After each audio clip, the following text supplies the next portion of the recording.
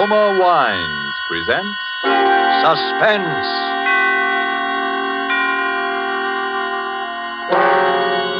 Roma Wines, made in California for enjoyment throughout the world. Salud. Your health, senor. Roma Wines toast the world. The wine for your table is Roma Wine, made in California for enjoyment throughout the world. This is the Man in Black, here for the Roma Wine Company of Fresno, California, to introduce this weekly half hour of Suspense.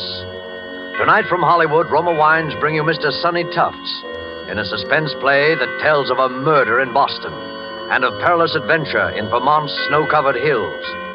And so with Cat and Mouse, and with the performance of Sonny Tufts as John Guthrie, an engineer, we again hope to keep you in suspense.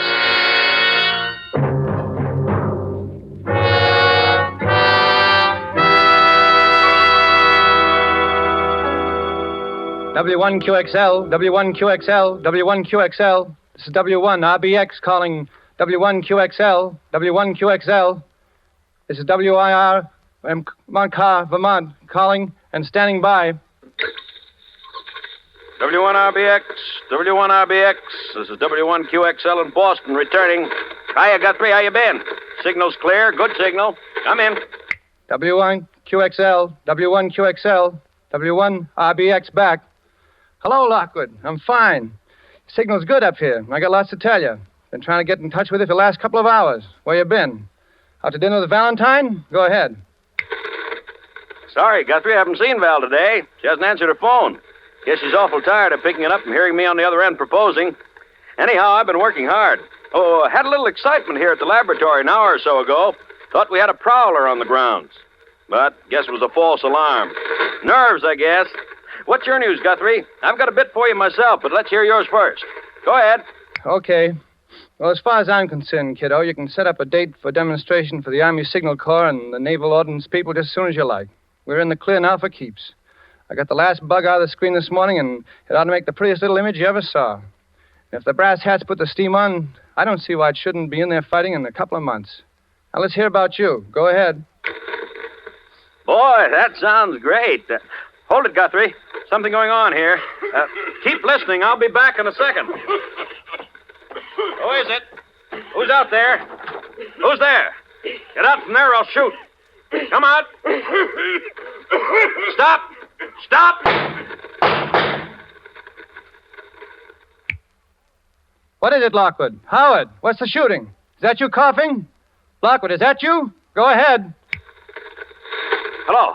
Hello, Guthrie. I saw him that time. Almost got him with my rifle. Wonder what that guy can want. Well, I know one thing he's got, and that's a sore throat. Boy, did you hear that cough? Go ahead. I'm worried, Lockwood. Somebody must be getting wise to what we've got. We'd better arrange for more protection around the lab. Well, you've heard my say of it. How are you getting on with the blueprints? Go ahead.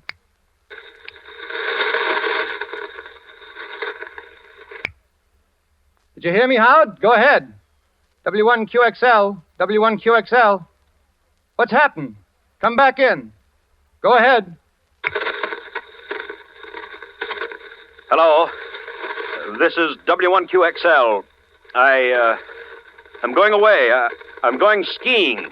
I'm going skiing up in Sunbury, Vermont at the Phoenix Hotel. The Phoenix. Have you got that, Frank? Frank? What's all this about you going skiing? You've never been on skis in your life. Besides, I'm coming up to see you, and it's important. We'll get together now in the blueprints, okay? At the Phoenix Hotel. Go ahead, Frank. What's this gag calling me Frank? What's going on? I hear voices behind you. Sounds like interference. You all right? I say, are you all right? I'm leaving here for Boston in the morning. I'll bring the whole works. No, don't. And don't contact Val. If anything happens to me, the man with the cough. The man with the cough. The cough. Lockwood, what's up? You still there? Come in, Lockwood. Lockwood, come in. Lockwood, go ahead.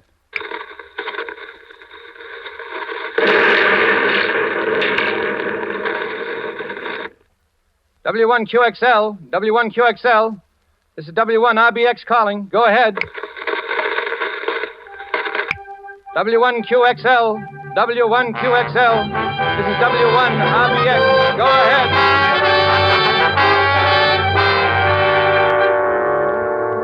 Tonight for Suspense, Roma Wines bring you as star Mr. Sonny Tufts, whom you have heard in the prologue to Cat and Mouse by Hugh Pentecost. Tonight's adventure in Suspense.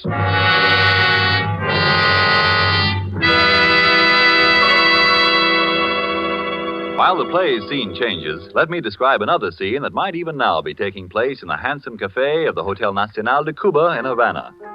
An American visitor has remarked to his Cuban host what great enjoyment the Cuban music and the dancing gives him. Gracefully, the Cuban host returns the compliment, saying, "But your United States makes us a gift that gives great pleasure on many occasions. Your superb wine from the choice wine districts of your California, your Roma wine." Yes, for a wine to give great enjoyment, it must have greatness of character, and it's this that has spread the fame of Roma wines to other lands. Why, otherwise, would these countries import Roma wines to be enjoyed as a rare luxury? How fortunate, then, are you who can enjoy any of the Roma wine's many different delicious wine types whenever you choose without additional charge for import duty, with no high shipping costs added to your small cost for Roma wines. Yet here is a quality so high it has won international recognition. Quality coupled with cost so modest that Roma wines are America's largest selling wines. Why not make your own taste test of these good Roma wines and discover for yourself the fine wine qualities acclaimed by wine experts of many lands? I'll spell out the name for you. R-O-M-A. Roma wines, made in California for enjoyment throughout the world. And now it is with pleasure that we bring back to our soundstage our star, Sonny Tufts, as Engineer John Guthrie in Cat and Mouse, a tale well calculated to keep you in suspense.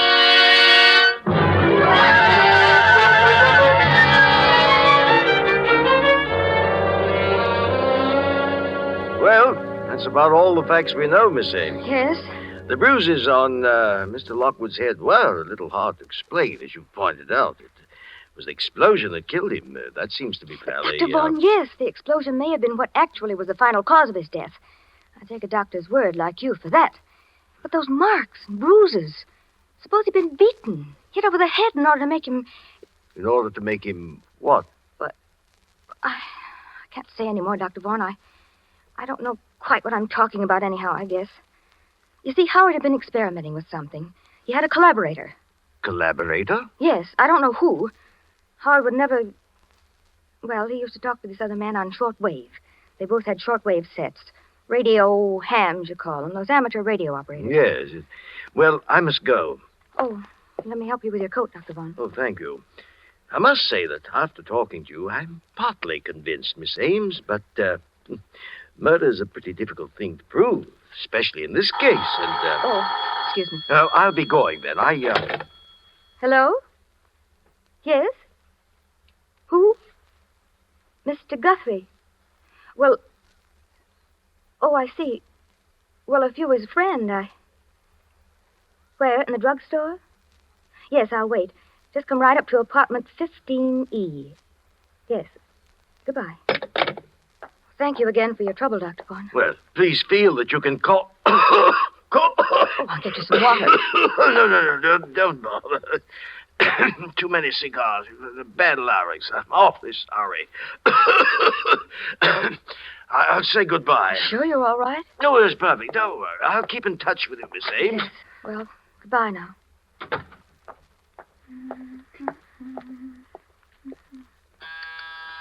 Oh, just a minute.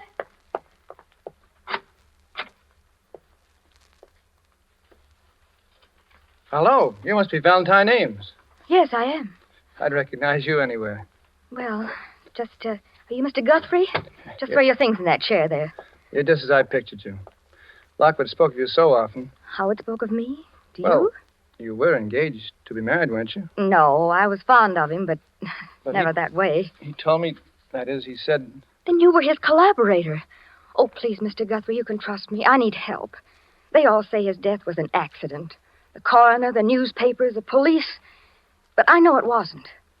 How do they say it happened? An explosion in his laboratory. chemicals he was using in his experiments. Nonsense. Explosion.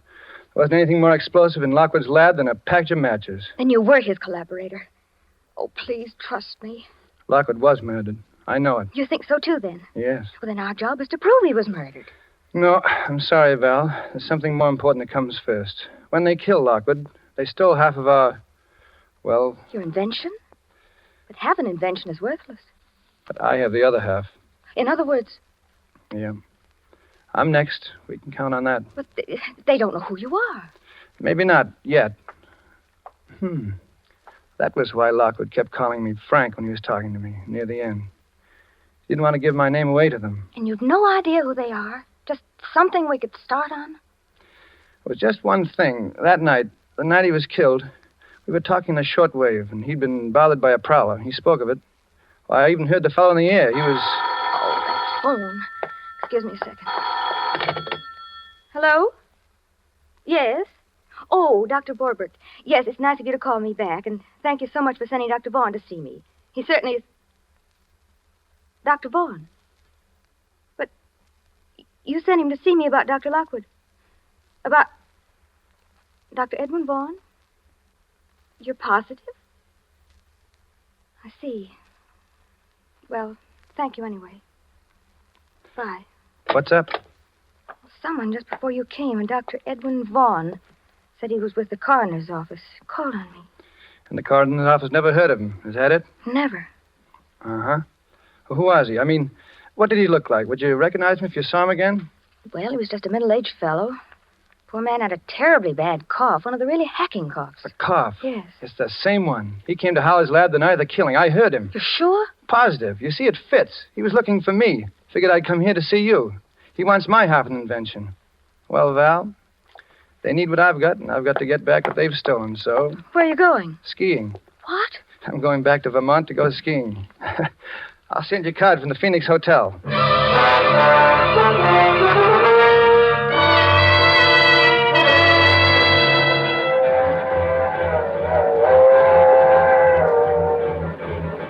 Next up is Sunbury, Vermont.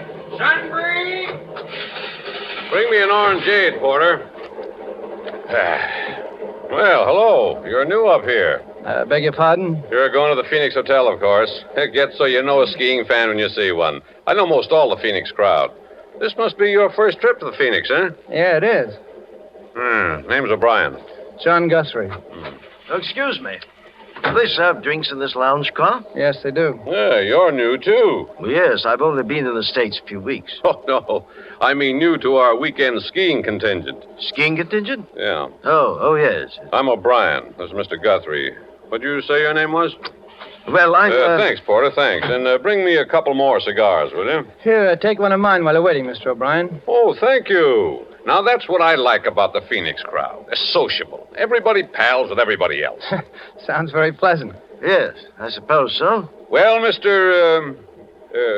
well, anyway, you wait. By Monday, everyone in the place will be calling you by your first name. Oh, really? Well, I guess I'd better be getting back to my compartment. Very happy to have met you, gentlemen. See you later. Weird duck. Unsociable like. Now, I always say, you take a fellow that won't mix. Be quiet a minute. What's the matter with you, Mr. Guthrie? You look like you'd seen a ghost.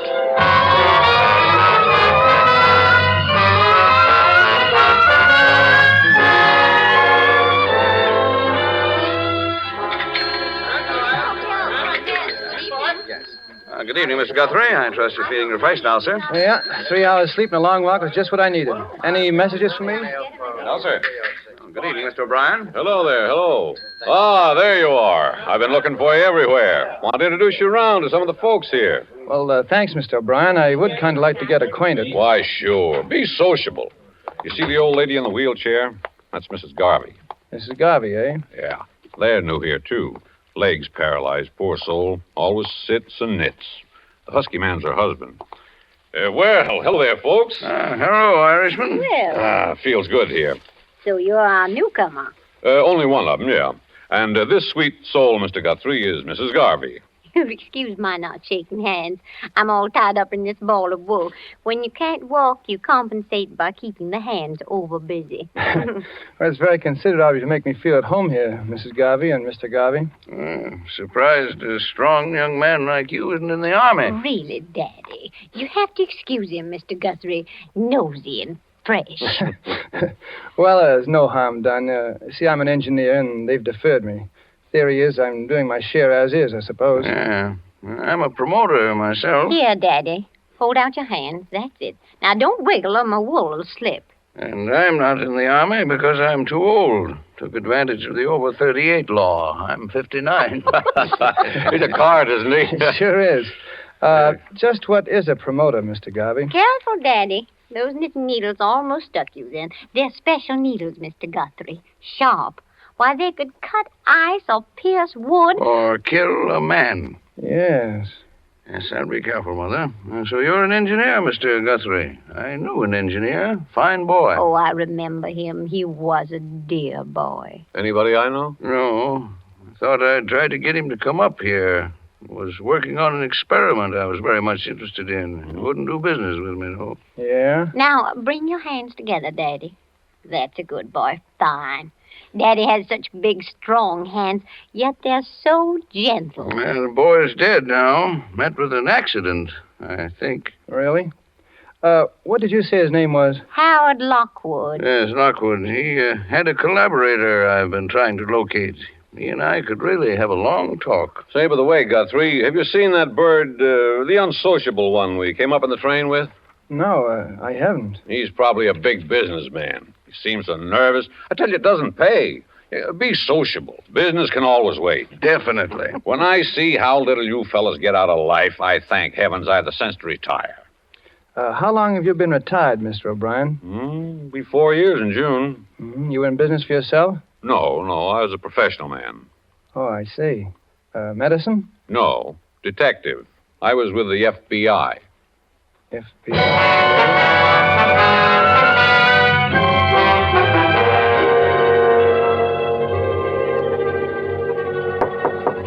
Come in. Well, Guthrie, come in. Feel just like a nice sociable talk. Sit down. Mr. O'Brien, I'm in trouble and I need expert help, and you were an FBI man. You can help me. Uh-oh. I was afraid of that. I'm sorry, Guthrie. I'm retired. Too old for the game. You get a hold of the Boston office. They'll get someone up to help you in a jiffy. Call Jack Porter. He's in charge now. Mention my name. But there's no time now. You see, Boston is 6 hours from here. I need help right now. Oh, take it easy, boy. Relax.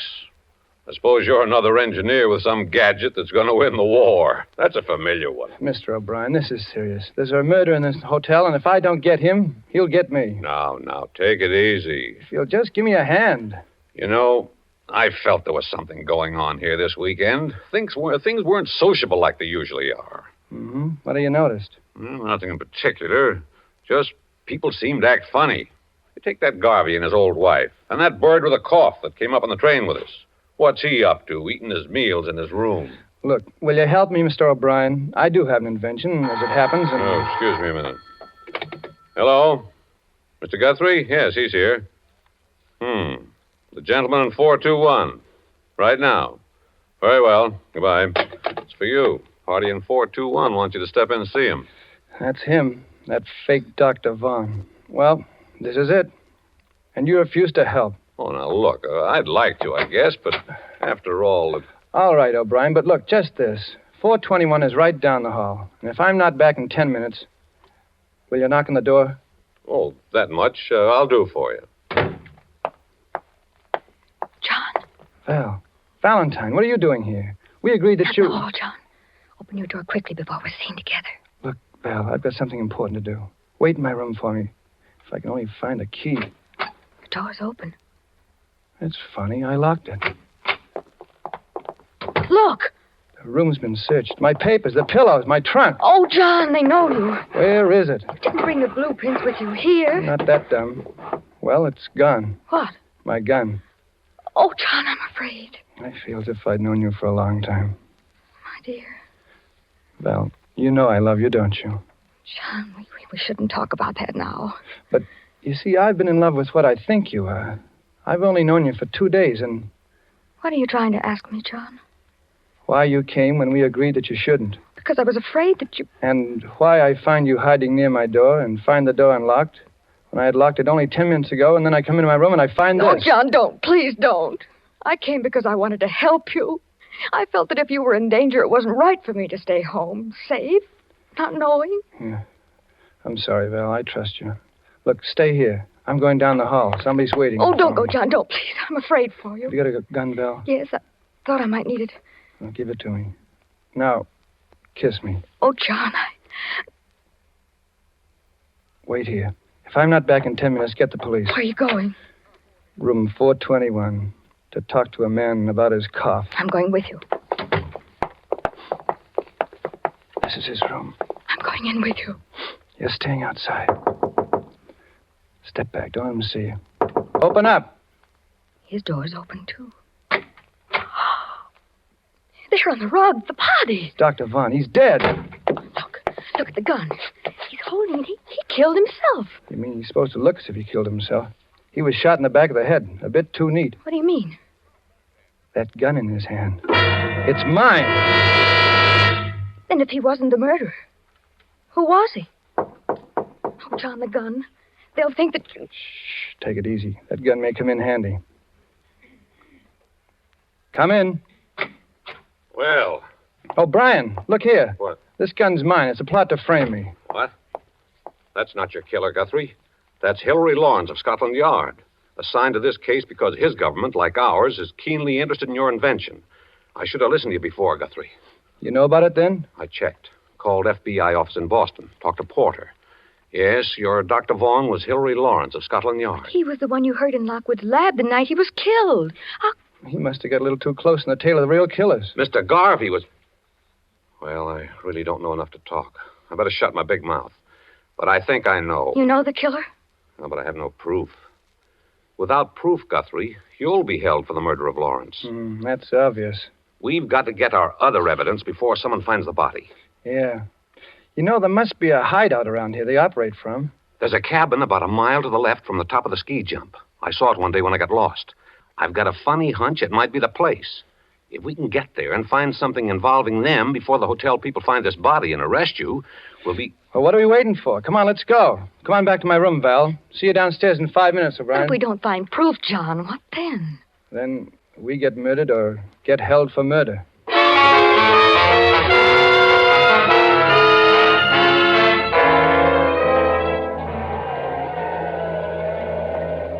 The cabin's dark. Yeah, one of these keys must fit. Ah, that one does it. Softly now. Mr. Guthrie, I'll take Miss Ames's gun. You're too impulsive. Thanks. Well, there's no one here. Draw the shade, please. I better keep a lookout on the road. Someone may come. That's a good idea. Now, this is what I call a real sociable evening. Look, a note. And it's addressed to me. Well, we're in the right place then. Read it. Guthrie, 200,000 in cash for your blueprints, and you can get the cash first, wherever you designate, with no questions asked as to what government gets them. Why those... Calmly, my boy. You don't have the prints here, do you? No, they're in a safety vault, and my name is San Francisco. What's that there, that panel? It's a radio rig, sending and receiving. Someone's coming. Who? Quick, turn off that light. Sneak a look, John, here, through the window. It's Garvey, and he's alone. Alone? Are you sure? Where'd he put that wife of his? Take another look. He's alone, all right. I knew she was a phony. She does too much knitting. I wonder where she is. All right, Miss Ames, out you go, quickly. Get to the foot of the road before he does. Uh-huh. It's your car, understand? Yes. You're lost, looking for a way back to the Phoenix. Delay him from coming in here. Right. I'll go outside. You search the place, O'Brien, with Val. No, let the girl go. Her best weapon is her charm. Hurry now. Stall them as long as you can. Good luck. Don't worry. I can see them from here. Look at it. Short wave. Yeah. With this outfit, Garvey could hear Lockwood and me talking over our work. Yeah. Pretty clever operator, I'd say. Can you see Val? Yeah. She's getting near him now. Brave girl, that one. The best. There she is. He's seen her. Let me have a look. See them? Over my finger, between that row of trees. Yeah, she's talking to Garvey now. She'll stall him. Yeah. Hey, come on, O'Brien. Let's start searching this place. Wait a minute. Look, they're coming this way. The two of them. Well, I should have known. Val? Oh, no, it can't be. Sorry, Guthrie, but you're seeing right. The girl's with Garvey. But she loves me. I know it. She's honest. I swear it. They're coming up the path. You stand behind the door. I'll stand up on the balcony and cover them from behind with a gun. You all set, Guthrie? All set. You spring out on them as they close the door, and I'll cover you from here. Val, Garvey, duck. He's got the gun. Above. Oh, my arm. O'Brien. All of you reach. Don't stoop for that gun, Guthrie. Up with your arms. 3 of you are going to join the late Mr. Lockwood. The girl and Mr. Garvey of the FBI who poked his nose in a bit too far. You're out of your mind, O'Brien. What will you get by killing us? I've got the information you want, and if I'm dead, you'll never get it. I'm fighting for my life now, not your invention. With you three out of the way, I've got a chance. A fire in this lovely cabin will do the job nicely. Now get into that closet, all of you. Get started. You're missing one, O'Brien. My wife. I'm not worrying about that. Drop your gun, Mr. O'Brien. That point you feel in your back is my knitting needle. Drop it. Remember, it can crack ice, pierce wood, or kill a man. Okay, Mrs. Garvey. Certainly nice to see you again. Nice job, Guthrie. You tipped us off just in time. Sit down, Mother. You look tired. You must be standing behind the kitchen door for an hour. Look here. Just be quiet, Mr. O'Brien. Formerly of the FBI. Kicked out for improper conduct, he was. The service has had its eye on you ever since, my friend. Yeah, you see, you made a slight error, O'Brien, when you said you'd call the porter of the Boston FBI office. The outgoing lines from the hotel have been out of order since 5 o'clock. Oh, your arm, Daddy. Here, let me bandage it. You better get going and have it looked after. Oh, it's bleeding. I think I'm going to faint. Faint ahead, Val. I got a pair of arms that aren't doing a thing.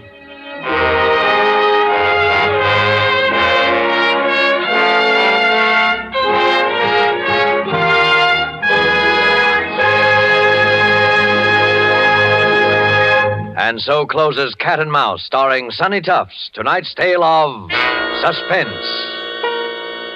Mr. Tufts appeared through the courtesy of Paramount Pictures and will soon be seen in the Paramount picture, I Love a Soldier. Few spots on the globe boast the unique and perfect combination of nature's gifts, which makes possible truly good wine.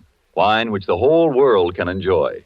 But wine experts will tell you that among these fortunate spots, none can surpass the vineyards of our own California.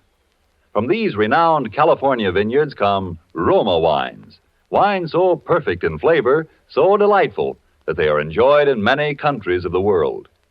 To us in America, Roma wines are an everyday treat, for we may buy them at an astonishingly low price, since we pay no import duties or expensive shipping costs.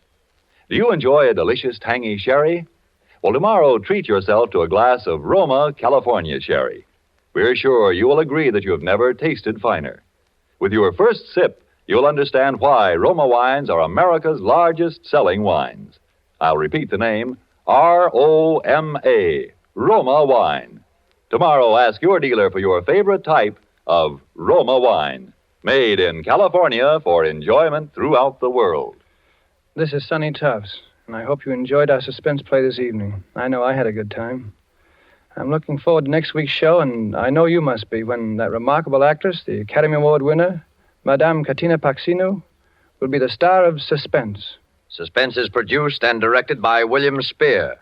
Next Thursday, same time, you will hear Katina Paxinu in Suspense. Presented by Roma Wines, made in California for enjoyment throughout the world.